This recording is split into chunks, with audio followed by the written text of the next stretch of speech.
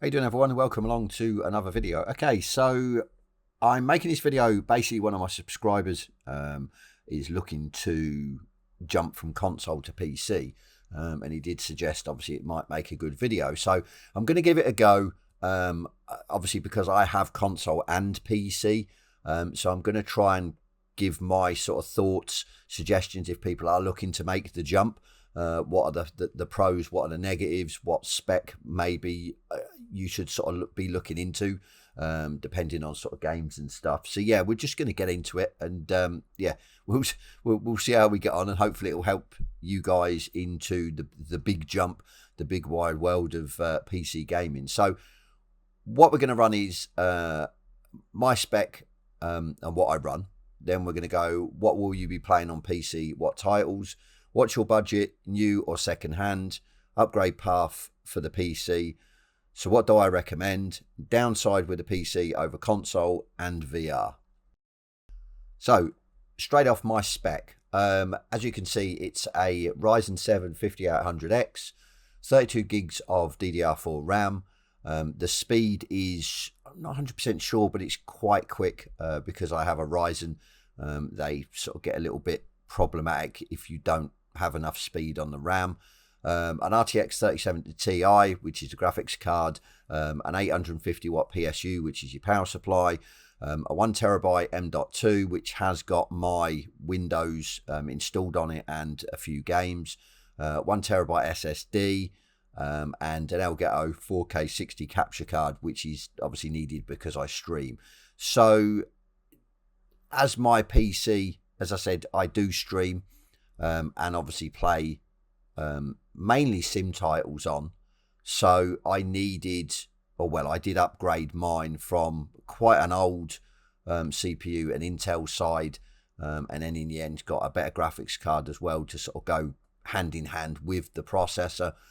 Because if you've done your sort of homework, you'll hear the words bottleneck be mentioned, which is basically if your CPU is far superior to, say, your GPU, or vice versa, you will bottleneck the PC. You will not get the maximum out of the basically the stuff installed in your PC. So you're then sort of wasting money, really, if you've sort of gone the wrong way with certain stuff. So I said the Ryzen is a 8-core 16-thread. Now, because I stream and video edit, I need, obviously, yeah, the CPU to have a good few cores. It just lessens the time, especially with video editing.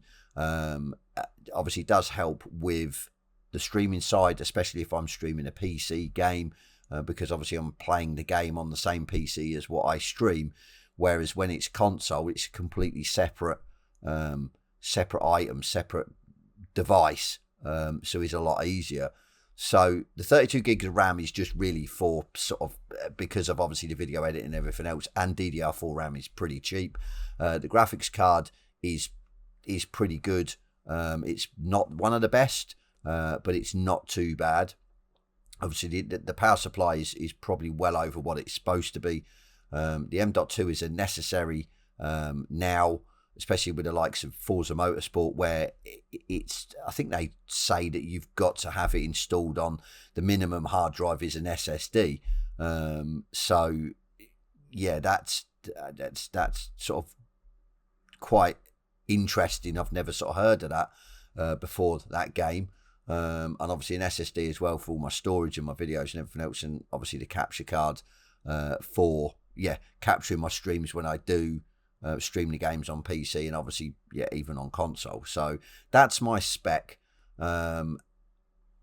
It's, I mean, you could mirror that spec if you want. Like I said, I don't know, obviously, if you're looking at this from a standpoint of just going over to PC to play, I don't know whether you're going to want to stream as well as play and everything else. So, but yeah, we'll get into this sort of through the video anyway. I don't want to sort of have an extensive chat of obviously my spec, why I've got my spec, what I do, this, that, and the other. So yeah, that is pretty much my spec on screen there, right there. So the next one will be basically what will you be playing, what titles you'll be playing, because that is a big part of what spec you'll need basically from the PC. So as you can see, I'm sim racing. I do play the odd game, different games. But I definitely noticed that sim racing is more CPU bound. A lot of the titles, ACC especially, is CPU bound. This is why you need a good few cores, and then obviously your GPU. But yeah, say with likes of grid size, the more cars that you put on track, you definitely notice it taxes your system pretty bad. So obviously the more cores you've got to handle that, the better. And then obviously you get the sort of maximum out of the GPU that you're running. Obviously with Steam, which is great, you get the specs of what is sort of the minimum requirements and what's the recommended. Obviously you can go way past the recommended. Then obviously it gets down to sort of like, yeah, your resolution, what frames you want and stuff like that. So what's your budget, new or second hand? So a lot of my components I had before when I upgraded probably over a year ago now, maybe longer. And a lot of my components now are pre-owned, second hand. So you've got the likes of, I mean, what's on the screen, Gumtree. Obviously if you're in the UK, CEX is a good one because you can get a good source of PC parts, and they warrant the PC parts as well. eBay can be hit and miss, but I mean eBay is getting a lot better where the sort of seller and the buyer are covered. So you I mean, you're sort of put a little bit more at ease. And yeah, Facebook Marketplace as well for second hand, you can pick up some good items. But again, Facebook is probably more, and even Gumtree, where you're not really warranted. So you've really got to know what you're looking at, what you're buying. Go and test if you're going to pick the items up, especially with sort of Facebook Marketplace. I, in theory, would never sort of send over money to someone on Facebook and just say, right, just pop it in the post, because you're not guaranteed unless, say, maybe you pay by PayPal. You've got a slight bit of comeback from that. So, but yeah, I said new or second hand. I mean, at the end of the day, guys, only you can answer this yourself, whether you've got the money there to go new. Obviously, new, you're going to be warranted for the whole system. I mean, even with your items, if you wanted to sort of buy a pre-built or you wanted to build it yourself. But obviously, second-hand there's a massive market with second-hand PC parts, because PC is great because people are always upgrading. So then their old parts, they're looking to just get a little bit of money back that they could then obviously put into their new parts. So yeah, as I said, it's down to you guys. I mean, obviously, yeah, what you've got, if you can afford a brand new pre-built, brand new parts to build it yourself, or yeah, second-hand. So moving on, upgrade path of the PC. This is, for people that don't know, PCs are always sort of changing. Parts and components are always being replaced by newer, sort of a bit like a car. In essence, you buy a car, it's say the Mark 1 version of that car, but then say 5 years down the track, the company then goes and brings out the Mark 2 version, which is then a far, in theory, you know, it might not be, but it should be in theory a far superior version of the Mark 1. Now it's the same with PCs, and they always say that the PC, you could get the best PC that's out there, but within say a few months, it will then be out of date. So as I said, from that standpoint, you got to look if your PC has an upgrade path, i.e. can you go with a better CPU into the same motherboard? Most sort of GPUs you can upgrade anyway, because it just basically slots into your motherboard. There's not a limiting factor. But with say the CPU and say the RAM as well, because DDR5 is the new RAM that's out at the minute. So, but obviously, yeah, you're going to need a newer motherboard. So from say my standpoint, I still have a kind of upgrade path. I could go more RAM. I could definitely upgrade the GPU and the power supply, and I can go up one more step on the CPU, which would be going from the 5800X to the 5800X 3D, which is a good upgrade for me, but then from that I'm stuck. So then I've got to look at it, how long will my PC spec last for the games that say are coming out every year, and noticing that the newer titles are demanding a better system to especially run them at say 2K or 4K, and getting good FPS as well. So that's why I say about an upgrade path. It's okay going to buy a PC now. In say 5 years time, it might not play the latest games that come out, or might not play them well. So sort of maybe looked at, yeah, what can your motherboard, CPU can I put in my motherboard? What can I upgrade on it? And sort of, yeah, saving a little money in the sort of long term. So what do I recommend? Right. For me, regardless of whether you stream or not, I would say you're going to need a 6-core CPU minimum. It'll probably be 6-core, 8-thread or 12-thread, which are basically virtual cores.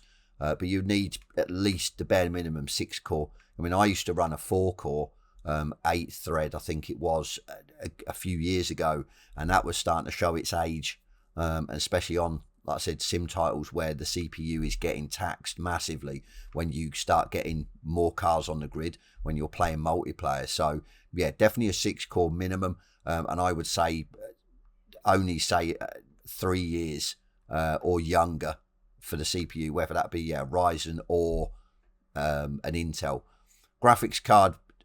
To be fair, this will depend on your resolution. 2K isn't too bad. 1080p is obviously easy. 4K is a lot harder, but you've got to look at it as well. What, say, TV or monitor are you running? What do you want to sort of achieve? If you want a 4K 60 experience or 120 FPS experience, you're going to have to then dip your hand in your pocket, and it's got to be a 40 series GPU really. But whereas say if you were running 2K, I mean, I run 1440p, which is technically 2K. I'm happy with 1440p 60 because it's a PC. I can then mess about with a lot more settings than say what I can do in the console. So my 2K might look better than what say a console's 4K will look. So yeah, I mean, like I said, a 2030 or 40 series GPU is a must, or the equivalent AMD. 32 gig of RAM, DDR4, they're cheap. At the end of the day, they really are cheap. So as I said, it's well, depending on your board. If you get a brand new PC which is running DDR5, then okay, you're stuck with DDR5, but it is expensive. So yeah, I would go slightly older board, DDR4, and definitely 32 gig. You might as well. It is cheap. 1 terabyte M.2. Maybe a 500 gig, but I would pretty much go with a 1 terabyte again because they're not massively expensive. Put your operating system on, which is your Windows, and then yeah, use some of it, or I wouldn't use all of it. I'd still keep a sort of 100 to 200 gig buffer, because I notice when you completely use up a hard drive on a PC, it slows your PC down. So yeah, I would leave that buffer, but obviously with the Windows package is only going to take maybe 150 gig. So then I would then put the games that you play all the time onto the M.2 because it's quicker than an SSD. Obviously, if you need more storage, an SSD then, whether it be a 500 gig, 1 terabyte, and then obviously yeah, a PSU, which is your power supply, basically to suit the spec, which will be power consumption from the CPU and the GPU combined. So I would, like I said, just maybe have a bit more headroom, take 100 watts more than say what it specifies for your CPU and GPU. So onto the downside of a PC. Yeah, you heard me right. The downside of a PC. It's not a console. It's not sort of plug and play.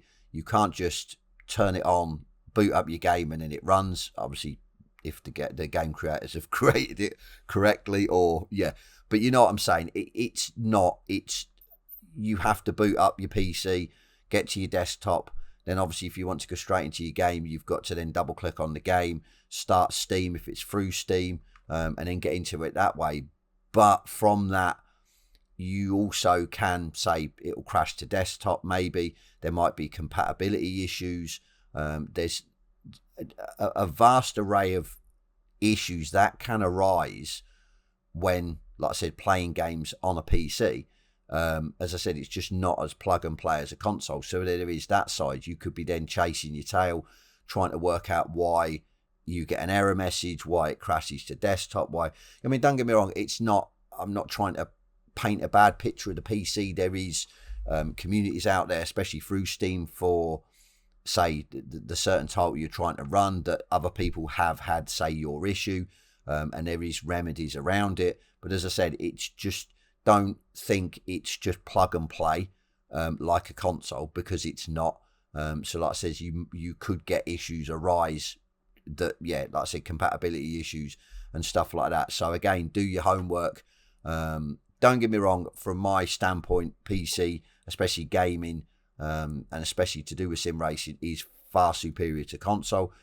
I mean, even just the third party apps that you can get running, Crew Chief and stuff like that, are just worth their weight in gold anyway. And like I says, again, you can't get these on console. So, but as I said, there is downsides to PC. I think one of them as well is going into the game. Yeah, certain titles will sort of sort the spec out, or look what spec your PC is and adjust the settings to do with the graphics accordingly.